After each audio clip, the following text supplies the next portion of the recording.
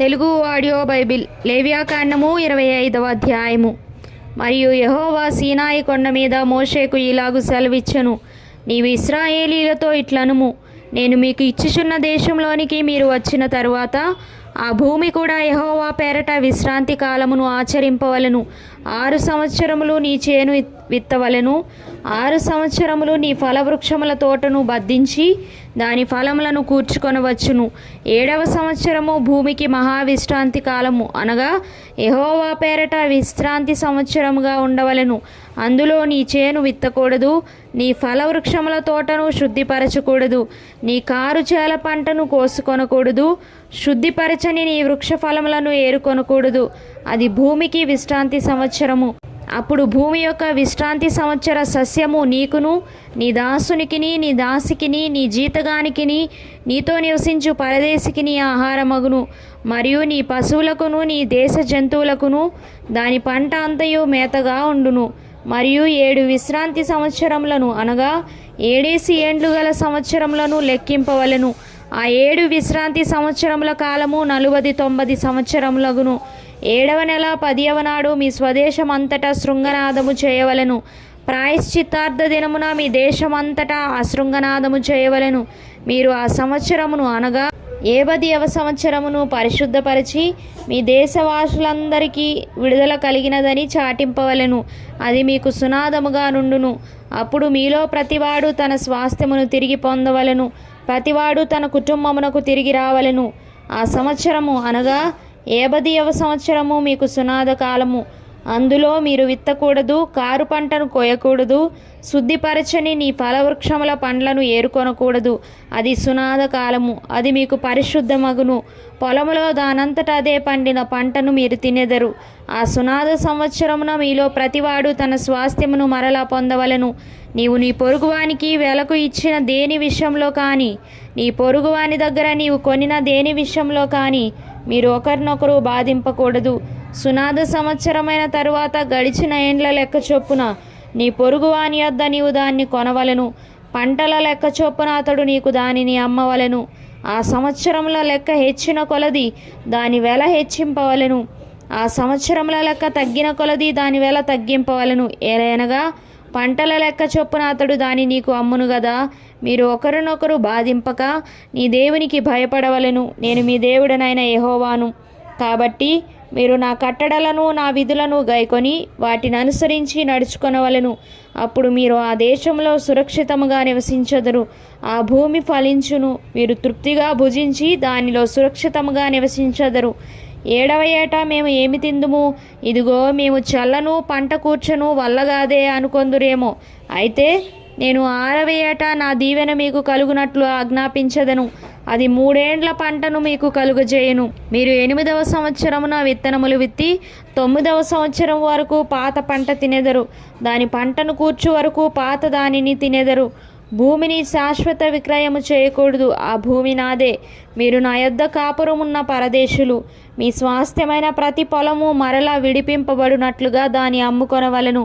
నీ సహోదరుడు బీదవాడై తన స్వాస్థ్యములో కొంత అమ్మిన తరువాత అతనికి సమీప బంధువుడు విడిపింపవచ్చినెడలా తన సహోదరుడు అమ్మిన దానిని అతడు విడిపించును. అయితే ఒకడు సమీప బంధువుడు లేకయే దాన్ని విడిపించుకొనుటకు కావలసిన సొమ్ము సంపాదించినెడలా దానిని అమ్మినది మొదలుకొని గడిచిన సంవత్సరములు లెక్కించి ఎవరికి దానిని అమ్మెనో వారికి ఆ శేషము మరలా ఇచ్చి తన స్వాస్థ్యమును పొందును. అతనికి దాని రాబట్టుకొనుటకై కావలసిన సొమ్ము దొరకని ఎడల అతడు అమ్మిన సొత్తు సునాద సంవత్సరము వరకు కొనిన వాని వశములో ఉండవలెను. సునాద సంవత్సరమున అది తొలగిపోవును. అప్పుడు అతడు తన స్వాస్థ్యమును మరలా నొందును. ఒకడు ప్రాకారము గల ఊరిలోని నివాస గృహమును అమ్మిన ఎడల దాని అమ్మిన దినము మొదలుకొని నిండు సంవత్సరములోగా దాన్ని విడిపింపవచ్చును. ఆ సంవత్సర దినములోనే దాన్ని విడిపించుకొనవచ్చును. అయితే ఆ సంవత్సర దినములు నిండక మునుపు దాన్ని విడిపింపని ఎడల ప్రాకారము గల ఊరిలోనున్న ఆ ఇల్లు కొనిన వానికి వాని తరతరములకు అది స్థిరముగా నుండును. అది సునాద కాలమున తొలగిపోదు. చుట్టూను ప్రాకారములు లేని గ్రామములలోని ఇండ్లను వెలి పొలములుగా ఎంచవలెను. అవి విడుదల కావచ్చును, అవి సునాద కాలములో తొలగిపోవును. అయితే లేవీయుల పట్టణములు అనగా వారి స్వాధీన పట్టణములలోని ఇండ్లను విడిపించుటకు అధికారము లేవీయులకు శాశ్వతముగా ఉండును. లేవీయుల పట్టణముల ఇండ్లు ఇశ్రాయేలీయుల మధ్యనున్న వారి స్వాస్థ్యము గనుక ఒకడు లేవీయుల యొద్ద ఇల్లు సంపాదించిన ఎడల పిత్రార్జిత పట్టణంలో అమ్మబడిన ఆ ఇల్లు సునాద సంవత్సరమున తొలగిపోవును. వారు తమ పట్టణముల ప్రాంత భూములను అమ్ముకొనకూడదు, అవి వారికి శాశ్వత స్వాస్థ్యము. పరవాసి అయినను అతిథి అయినను నీ సహోదరుడొకడు బీదవాడై నిరాధారుడై నీ యొద్దకు వచ్చిన ఎడల నీవు వానికి సహాయము చేయవలెను, అతడు నీ వలన బ్రతుకవలెను. నీ దేవునికి భయపడి వాని యొద్ద వడ్డీనైనను తీసుకొనకూడదు. నీ సహోదరుడు నీ వలన బ్రతుకవలెను. నీ రూకలు వానికి వడ్డీకి ఇయ్యకూడదు, నీ ఆహారమును వానికి లాభమునకు ఇయ్యకూడదు. నేను మీకు కనాను దేశమునిచ్చి మీకు దేవుడనగునట్లు ఐగుప్తు దేశంలో నుండి మిమ్మును రప్పించిన మీ దేవుడనైన యెహోవాను. నీ యొద్ద నివసించు నీ సహోదరుడు భేదవాడై నీకు అమ్మబడిన ఎడల వాని చేత బానిస సేవ చేయించుకొనకూడదు. వాడు జీతగాని వలెను పరవాసి వలెను నీ యొద్ద నివసించు సునాద సంవత్సరము వరకు నీ యొద్ద దాసుడుగా ఉండవలెను. అప్పుడతడు తన పితరుల స్వాస్థ్యమును మరలా అనుభవించున్నట్లు తన పిల్లలతో కూడా నీ యొద్ద నుండి బయలుదేరి తన వంశస్థుల యొద్దకు తిరిగి వెళ్ళవలెను. ఏలయనగా వారు నాకే దాసులై ఉన్నారు. నేను ఐగుప్తులో నుండి వారిని రప్పించి తిని దాసులను అమ్మినట్లు వారిని అమ్మకూడదు. నీ దేవునికి భయపడి అటి వానిని కఠినముగా చూడకుము. మీ చుట్టుపట్లనున్న జనముల్లో నుండి దాసీలను దాసులను కొనవచ్చును, మరియు మీ మధ్య నివసించు పరదేశులను నీ దేశంలో వారికి పుట్టిన వారిని కొనవచ్చును. వారు మీ సొత్తగుదురు. మీ తరువాత మీ సంతతి వారికి స్వాస్థ్యముగా ఉండునట్లు మీరు ఇట్టి వారిని స్వతంత్రించుకొనవచ్చును.